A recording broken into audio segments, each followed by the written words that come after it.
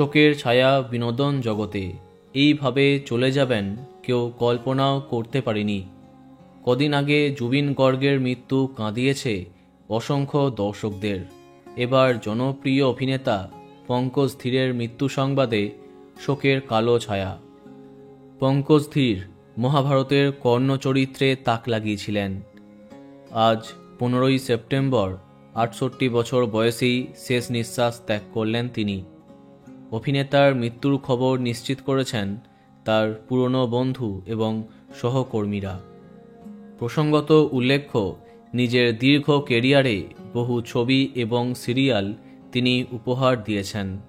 একদিকে যেমন আছে মহাভারত, চন্দ্রকান্তা, যুগ, দেবকাদেব মহাদেব প্রভৃতি ধারাবাহিক, অন্যদিকে আছে সৌগন্ধ, সনম বেওয়াফা, টারজান, তুমকো না ভুল পায়েঙ্গে, সোলজার প্রভৃতি বহু ছবি। জানা গেছে বহুদিন ধরে ক্যান্সারের সঙ্গে লড়াই করছিলেন তিনি। কিছুটা ভালো হয়েছিলেন। কয়েক মাস আগে স্বাস্থ্যের অবনতি ঘটেছিল। পরিবারের সদস্যরা তাকে ভর্তি করান হসপিটালে।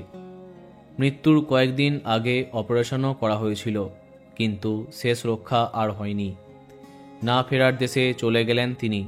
বুধবার অর্থাৎ আজকে শেষকৃত্য সম্পন্ন হবে তার। বন্ধুরা, ভিডিওটি এইটুকুই। বাংলা বিনোদনের অন্যান্য খবর পেতে সাবস্ক্রাইব কারেন্ট বস। ধন্যবাদ।